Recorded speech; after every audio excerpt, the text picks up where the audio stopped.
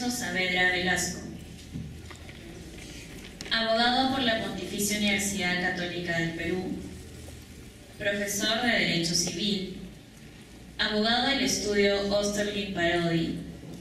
Se especializa en temas civiles, mercantiles, corporativos, como asesor in-house y como abogado externo. Su experiencia también incluye la asesoría de empresas vinculadas al sector minero, transporte y de educación superior. Participa en conferencias y seminarios relacionados al derecho civil, análisis económico del derecho y sistemas jurídicos comparados. Habla el idioma italiano. A continuación, el doctor Renzo Saavedra Velasco con el tema Responsabilidad civil derivada de la lesión del derecho de autor, una óptica económica y comparada. Aplausos para él. En los diversos medios de comunicación algunos meses atrás. Esta imagen rebotó bastante en los medios, incluso días después, pero esto sí ya no rebotó tanto, se dio la noticia de que la imagen que se encontraba adyacente a la plaza principal de Roma, y obviamente a algunos metros de San Pedro y por ende del Vaticano, había sido borrada, básicamente por el centro, por los encargados de la limpieza de la ciudad de Roma. Entonces la pregunta que uno inmediatamente se podría hacer era, y bueno, tal vez yo sea excesivamente aburrido, pero la pregunta que inmediatamente se me suscitó fueron básicamente dos. En primer lugar, esta obra que había realizado un caricaturista, un artista urbano, como se le dice en la actualidad, ¿podría ser calificada como una obra digna de derecho de autor? Y en segundo lugar, y tal vez más importante, ¿podría una persona, en este caso el Centro de Limpieza de la Ciudad de Roma, borrar esta eventual obra sin ningún tipo de consecuencia jurídica? Pero básicamente esas fueron las preguntas que me suscitó la imagen. Insisto, yo tal vez sea un poco aburrido y vea las noticias y esté prestándole constante atención a las eventuales consecuencias jurídicas de los eventos, y es más, es una idea que siempre les planteo a mis alumnos, pero quiero ensayar un análisis con ustedes justamente de esta circunstancia. ¿Qué es eso? Bueno, partamos de algo más sencillo. Partamos de una idea general de responsabilidad civil derivada por violación del derecho de autor, ¿ya? Vayamos por lo más simple. El derecho de autor, ustedes ya saben, tiene básicamente dos componentes. Este componente de los denominados derechos morales de autor y este otro componente que son los derechos patrimoniales de autor. ¿Por qué me interesa identificar primero esta discrepancia? Porque si uno identifica esta diferencia entre ambas categorías, podrá identificar luego que pueden ser vulnerados de manera sustancialmente diferente una de la otra. Y por ende, la cantidad de tutela que se debe ofrecer va a ser sustancialmente diferente. Eso vamos a llegar hacia el final. Ahora, no quiero ser muy teórico en realidad. Quiero dar ideas sencillas, basadas en la normativa, y más importante aún, de lo que dicta la razón. Y partir incluso de las consecuencias que de esto derivarían. A ver, veamos. ¿Qué son los componentes del derecho moral de autor? Bueno, si uno atiende y esencialmente se basa en la norma peruana, encontrará el artículo 22 de la Ley de Derecho de Autor, y le dirá son derechos morales de autor básicamente el derecho del autor de determinar si se divulga o no se divulga su obra, la decisión del autor de que se asigne la paternidad de la obra a sí mismo o eventualmente utilice un seudónimo. En tercer lugar, proteger la integridad de la obra, vale decir de que nadie altere el contenido de la obra realizada, justamente la preocupación que les planteaba con la obra de la caricatura del Superpapa. Y en último lugar, esta idea del retiro de la obra del público. O sea, el autor, incluso a pesar de que ha exteriorizado su obra, puede decidir motu propio de que su obra debe ser retirada del mercado. Y es algo que normalmente no les prestamos mucha atención y quiero analizarlo con más detalle en estos minutos. Y en segundo lugar, veamos lo que es el componente básico del derecho patrimonial de autor. Básicamente lo que se piensa son el derecho de reproducción, básicamente decidir esta obra va a ser reproducida, determinar cómo se va a distribuir, determinar a su vez si va a ser traducida a otro idioma, se va a otorgar una licencia, etcétera, etcétera. Entonces tenemos dos componentes claramente diferenciados: el derecho moral y el derecho patrimonial. Hagamos un paso atrás y pensemos justamente en la idea de la retirada de la obra de mercado. ¿Y por qué quieren pensar en este supuesto? Porque uno, cuando lee el artículo 27 de la Ley de Derecho de Autor, encontrará de que sí, se reconoce que el autor tiene el derecho de retirar su obra del mercado, pero inmediatamente se reconoce de que si el autor decide hacer ello, va a tener que pagar una indemnización a quien eventualmente ostente el derecho patrimonial del autor o quien ostente propiamente la obra. Piensen en un ejemplo muy sencillo. Yo publico un libro y después quiero hacer retiro del libro del mercado. Si ustedes hubieran adquirido el libro, yo tendría que pagarles a ustedes por ejercer mi derecho de retirada del mercado de mi obra, porque si no ustedes estarían sufriendo un menoscabo, un daño producto del ejercicio del derecho que me atribuye la Ley de Derecho de Autor. Y entonces liguemos este razonamiento con la lógica implícita de la responsabilidad civil. No es que nos han enseñado de que el ejercicio regular de un derecho no genera responsabilidad civil. Entonces la pregunta que ustedes deberían hacerse es: oye, pero si me ha reconocido justamente el derecho a retirar del mercado esta obra, y es un derecho reconocido legalmente, ¿cómo se me va a poder imponer luego el pago de daños por el ejercicio de un derecho reconocido legalmente? No estoy justamente en un ejercicio regular de un derecho, luego entonces debería ser gratuito. Y es una buena pregunta. Lo sorprendente, por lo menos para mí, es de que en el sistema jurídico peruano ni siquiera los profesores de responsabilidad civil ni los profesores de derecho de autor han discutido qué hacemos en ese caso. ¿Qué es lo que prevalece? ¿La normativa de derecho de autor que otorga este derecho de retirada, o prevalece la norma de responsabilidad civil justamente para determinar si existe o no un daño resarcible? Lo que les voy a proponer a ustedes es tomar categorías jurídicas reconocidas globalmente para tratar de dar un sentido y un poco de lógica a la regulación. En responsabilidad civil se discute básicamente la existencia de dos supuestos.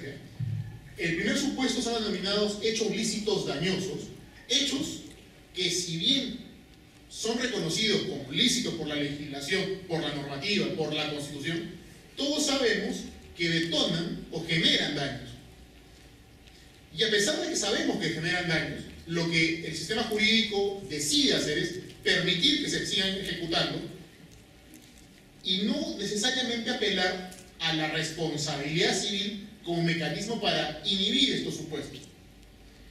En el Código Civil tenemos un supuesto muy sencillo, que es el supuesto de el propietario que sufre algún tipo de problemas en el ejercicio de su propiedad inmueble, producto de una actuación de su vecino, que va a ser una construcción.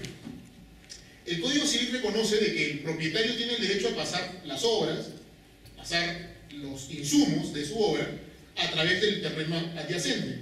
Y esto no genera, aun cuando genera ese daño, no genera responsabilidad civil, sino solamente el pago de una indemnización.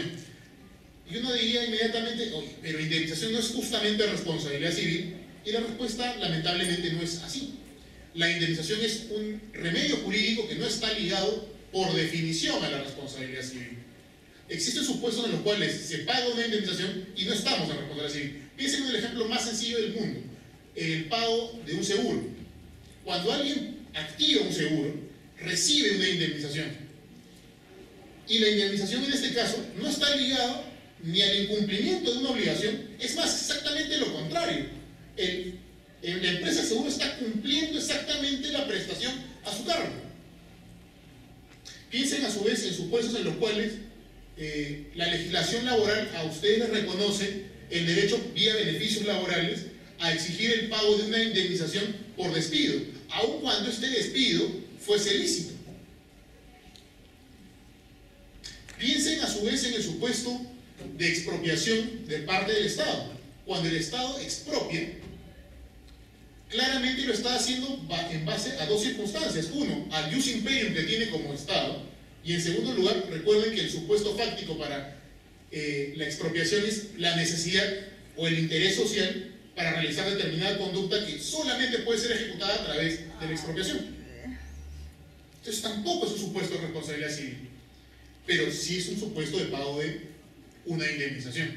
Es por eso que en otros sistemas jurídicos se diferencia claramente el concepto de indemnización del concepto de resarcimiento. El resarcimiento sí sería un remedio jurídico anexo ligado siempre a la responsabilidad civil. Si uno tiene en cuenta esta categoría o esta discrepancia entre la indemnización y el resarcimiento, se percatará además de que existe una lógica de cumplimiento de funciones distinta. En el caso de las indemnizaciones, estos casos de hechos lícitos dañosos, no se cumplen las funciones de la responsabilidad civil.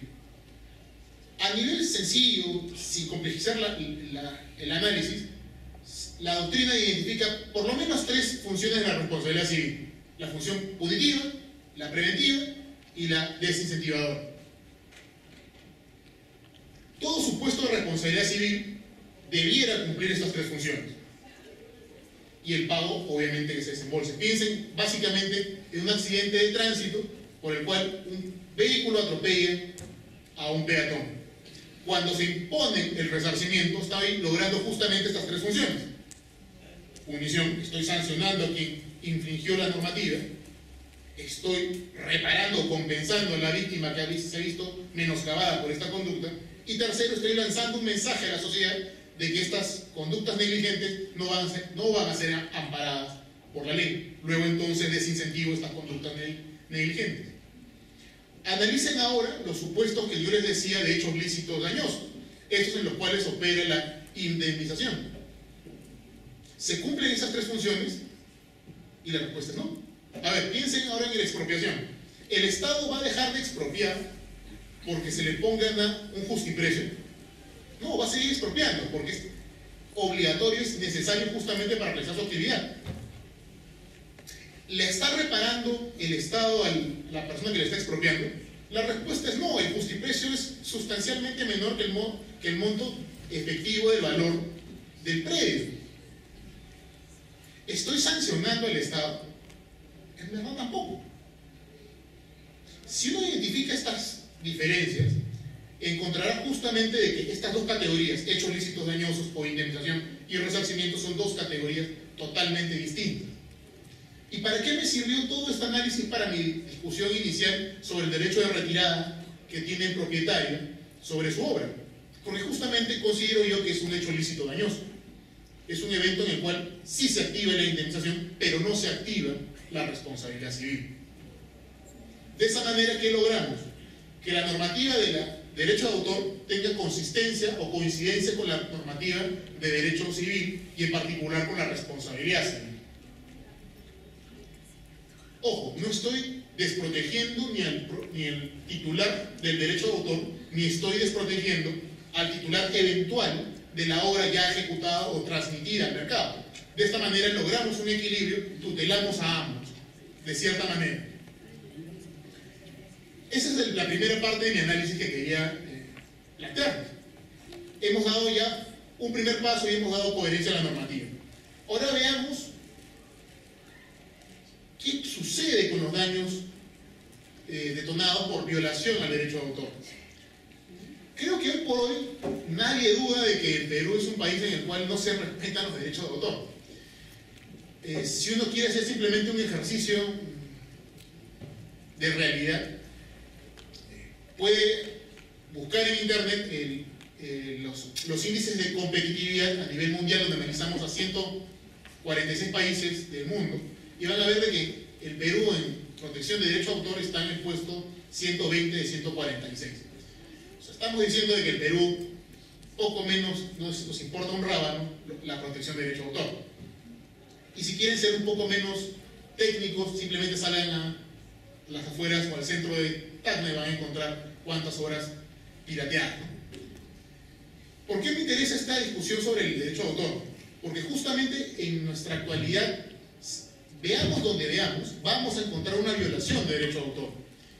Y hasta ahora lo que únicamente está logrando nuestra percepción sobre esta figura es irnos a Indecopi y discutir sobre si este derecho de autor ha sido reconocido o no reconocido por la Oficina de Derecho de Autor, o en segundo lugar, decide que una persona lo está utilizando de manera inadecuada. No estamos yendo al meollo del asunto, que es reparar los daños que efectivamente se le han generado a la víctima. Y eso es algo que queremos, o que por lo menos yo quisiera que cambie.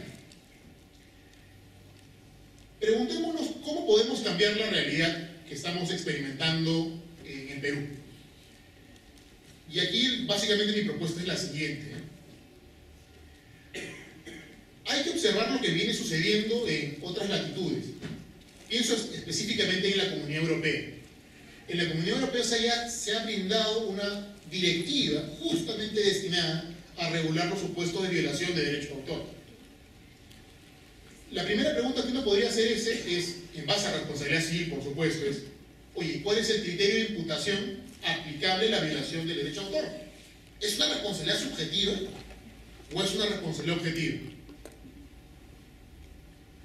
La siguiente pregunta que uno debería hacerse, ok, ¿cuáles son los daños? Y ustedes dicen, ay, pero son daños, pues justamente estoy utilizando algo que no es mío. Dense cuenta de que ustedes en esa respuesta están eligiendo solamente proteger, ¿qué cosa? El elemento del derecho moral de autor. Pero no estamos tutelando, ¿qué cosa? El derecho patrimonial de autor. Y justamente por eso inicié esta exposición recordándoles la diferencia. Queda claro de que, por ejemplo, cuando yo violo el derecho moral de autor, recordemos, uno de los componentes del derecho moral de autor, ¿cuál es? El derecho de paternidad. El autor puede y tiene el derecho de que su obra sea identificada como suya. Por ejemplo, no puede salir un libro mío, en vez de salir mi nombre, Renzo Saavedra, salir pues el de Roger Vidal. Evidentemente eso estaría mal. Y yo tendría el derecho de oponer al sistema jurídico de que se sustituya el título de este libro y se reconozca el mío. Estoy pensando en un supuesto bien concreto, estoy pensando en el supuesto del Ministerio del Capital y el otro sendero que tuvimos problema con el Fondo de Soto, ¿no? ¿Se acuerdan hace unos años? Que justamente el Fondo de Soto extrajo del libro la participación de una serie de personas, entre ellas el doctor Enrique Gerson. Entonces lo que estoy planteando no es algo que no suceda en el país, sucede, y incluso participan personas muy conocidas. Si esta parte es sencilla de reparar, como violación de derechos de autores, básicamente es demandar judicialmente, reconózcase de que el autor también es la persona tal, como en el caso de Hernando de Soto y Enrique Gerson y demás. Pero sería mucho más complicado la protección del derecho patrimonial del autor. Piensen en un ejemplo muy concreto. Ustedes han sacado un libro con un tiraje de 200 libros, que creo que no es nada raro en el tamaño de nuestra línea editorial. Y digamos que uno de los creativos de la imprenta se le ocurre sacar por lo bajo 800 volúmenes adicionales. Y ellos son vendidos. Pregunta, ¿cómo calculo los daños? ¿Que le cobro por los 800 libros efectivamente publicados? ¿Por los libros vendidos? ¿Por los libros que no pudo vender el tiraje original? No hay respuesta. Mi opinión es, obviamente tengo una. Yo considero que en realidad debiera protegerse por todo el tiraje no autorizado. O sea, los 800 no reconocidos o no autorizados justamente por el autor. Porque recordemos, ¿cuál es uno de los componentes del derecho patrimonial del autor? Justamente distribución y justamente reproducción. Si yo no tengo la posibilidad de regular hasta qué punto se reproduce mi obra, evidentemente estoy sufriendo un menoscabo que tiene que ser reparado por el sistema jurídico. ¿Por qué les planteo esto? Porque a nivel europeo se discute algo que en mi opinión no debería ser correcto. Dicen lo siguiente: en verdad no debes cobrarle los 800 libros no publicados. Lo que deberías cobrarle es el costo de la licencia que te hubiera significado obtener esos 800 libros. Vamos a ponerlo en términos numéricos. En el Perú, por publicar un libro, una editorial limeña te pagará 2.000 soles, por decir. Y estos 2.000 soles dan derecho a la editorial de publicar justamente estos 200 libros que les mencionaba. Si la editorial hubiera querido publicar 1000 libros, no le hubiera pagado 2000 soles, les hubiera pagado 3000. O sea, una diferencial de 1000 soles. Lo que plantean los europeos es, ya, si la editorial sacó por lo bajo otros 800 volúmenes, no te tiene que pagar el valor de cada libro multiplicado por la cantidad de libros vendidos o editados sin autorización, sino solamente lo que te hubiera costado la licencia por esa diferencial. ¿Qué les parece a ustedes? Yo considero que este razonamiento no debería ser correcto, porque de esa manera, ¿qué estaría incentivando en las editoriales? Me lanzo primero pues a hacer mi chauchullo, y si me agarran, pues lo máximo que pierdo es lo mismo que hubiera tenido que pagar si es que hubiera actuado lícitamente. Yo creo que el razonamiento europeo en este punto es incorrecto, porque justamente estaría alentando las conductas que debemos evitar. Pero nuevamente en el Perú no decimos nada. Si me han entendido este punto concreto sobre la cuantificación de daños y ven los problemas que traen implícito, les sugiero volver a analizar el tema del criterio de imputación. ¿Cómo identificamos el criterio de imputación aplicable a la responsabilidad derivada del derecho de autor? Y lamentablemente, o afortunadamente, como dependiendo de ustedes si les gusta o no el derecho de autor, van a tener que identificar cuáles son los criterios sobre los cuales se establece que estamos frente a una obra. Si ustedes recuerdan lo que plantea el Indecopi, es una obra es básicamente una obra del ingenio en el cual se manifiesta la personalidad del autor. Eso es. ¿Qué significa eso? Bueno, cualquier cosa. Porque técnicamente hablando, ¿qué significa la impronta de tu personalidad? Si alguien lo sabe, díganme, porque honestamente ese tema es totalmente gaseoso. ¿Y por qué me interesa discutir sobre este punto? Porque a nivel doctrinal, y el propio Indecopi así lo plantea, existen dos formas de entender en términos generales esta impronta de la personalidad. Una, de carácter esencialmente objetivo, vale decir, uno tiene que observar todo el mercado y ver si esa obra es única. Y si lo es, bueno, luego entonces recién se le puede adjudicar derecho de autor. Y una segunda vertiente un tanto más subjetiva, que es básicamente la que se tiene hoy en día, es simplemente tengo que ver que el autor haya creado algo distinto. No a todo el universo, sino distinto, autónomo y diferenciable respecto de las demás cosas que existen en el mercado. Nada más. Una valla mucho más baja. ¿Y por qué me interesa identificar si estamos en uno u otro supuesto? Porque eso nos va a ser una guía clara sobre el criterio de imputación aplicable.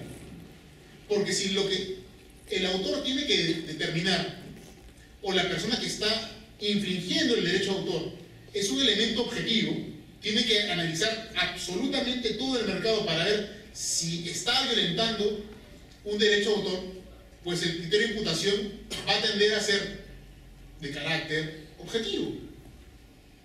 Tengo que analizar justamente si se cumple o no este cariz objetivo.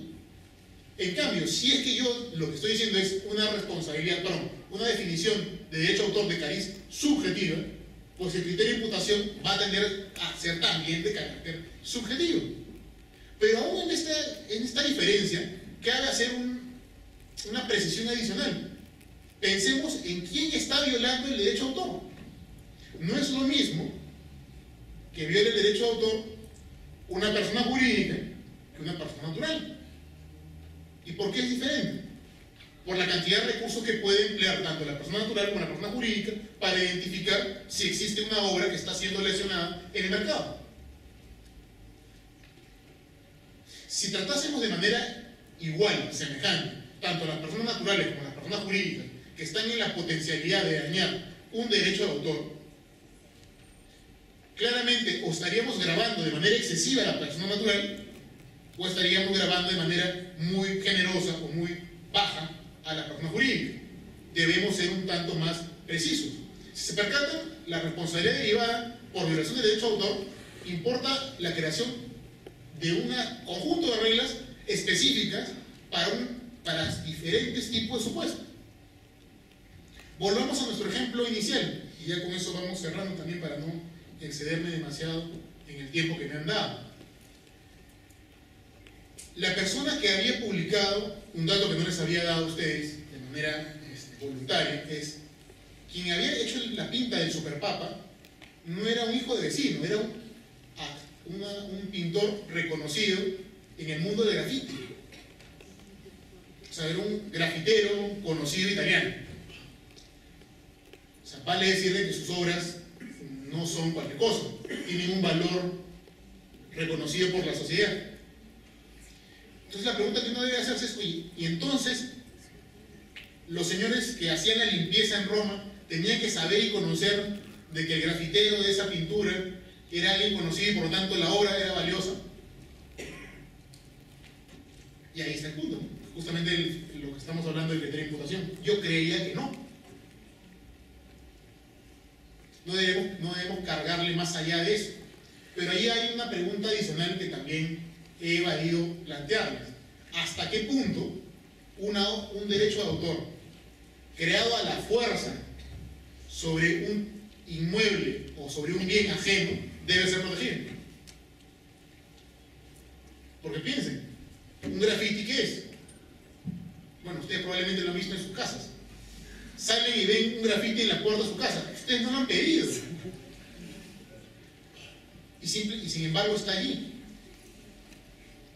¿Debe, en base al derecho de autor, protegerse al graffiti? Yo sé que ustedes dicen, ni hablar. Eso no debe existir. Y yo les diría, sean más ponderados. Les voy a plantear un caso que ha sucedido hace 2 años. Y adivinen qué, involucra a un peruano. Un peruano se fue a Argentina, era un grafitero también, un artista. ¿Y saben qué hizo? Comenzó a pasearse por Buenos Aires y encontró grafitis en diferentes barrios de Buenos Aires. ¿Y saben qué se le ocurrió a este grafitero peruano? La mejor idea del mundo: sacar los grafitis. Bueno, pero están en la puerta fuera de la universidad y sacó los ladrillos que correspondían al grafiti, obviamente con la autorización del propietario de la casa o de la universidad. O sea, ya, yo saco estos ladrillos, después los voy a armar nuevamente y yo te pago los ladrillos que tengo que he sacado y aparte te pago algo más. Y ustedes dicen, ¿y por qué eso hizo este loco? Porque después hizo una presentación pública y juntó todos esos grafitis y los puso: esta es mi exposición, la obra es mía. Y ahí vienen que hicieron los grafiteros de Buenos Aires. Fueron el primer día de la apertura de la exposición y reventaron las obras que habían sido extraídas sin su consentimiento. Ojo, lo que les estoy diciendo, en el Perú casi no tuvo rebote, pero en Estados Unidos tuvo rebote, al punto de que hay artículos en Estados Unidos dedicados al derecho de autor, y en particular al derecho de autor sobre los grafitis, en que se analiza aún el caso de este grafitero peruano. ¿Y por qué les estoy planteando toda esta discusión? Porque esto demuestra básicamente 3 cosas. La primera es los límites del derecho de autor que nos han enseñado en el pasado están tendiendo a ser más difuminados, tienden a ser más gaseosos, muy poco claros. Antes era imposible discutir siquiera que un graffiti tenía derecho a autor para quien lo había ejecutado, aún sin el consentimiento del titular del inmueble. Hoy por hoy les puedo decir de que sí se ofrece tutela, no absoluta, no total, pero se ofrece protección. En segundo lugar, también una conclusión importante: la responsabilidad civil derivada del derecho de autor no está siendo regulada ni directa, ni indirectamente, ni explícita, ni implícitamente por el INDECOPI, ni por el Poder Judicial. Lo que sí está siendo discutido no es el derecho de autor, sino la propiedad intelectual, perdón, no, la propiedad industrial. Allí sí. Pero debemos, creo yo, abrir un campo nuevo de discusión. Y en tercer lugar, un tema que también me interesaría discutir con ustedes en el futuro, obviamente el tiempo en este momento no me alcanza, es tratar de explicar las consecuencias económicas concretas que tendría regular de una u otra manera estos supuestos de responsabilidad derivadas del derecho de autor. Créanme que la discusión ya no es baladí, es real, y es más, casi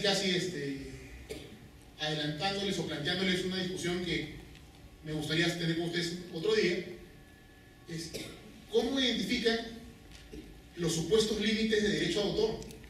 Yo les pongo un caso que he visto hace unos años y que, soy sincero, es bien difícil de tener una respuesta concreta. Existe lo que se llama la paleografía, que es identificar estos símbolos del siglo XVI y del siglo XV, con lo cual se comunicaban nuestros antecesores.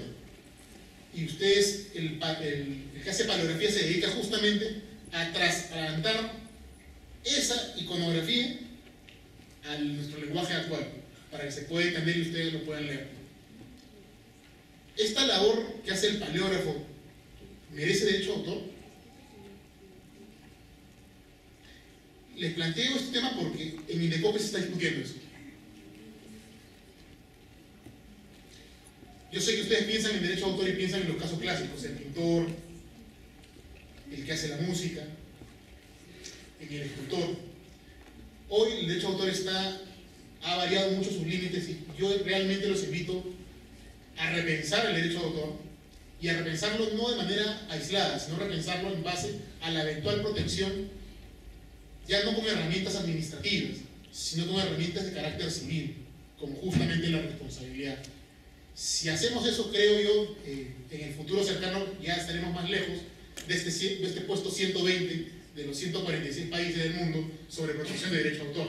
Mejoraremos algo, no necesariamente estaremos en el primer puesto, porque seguiremos siendo el Perú, pero vamos, creo que es un momento clave ya en nuestra evolución como sociedad que debemos cambiar la protección de los derechos de los ciudadanos. Muchas gracias.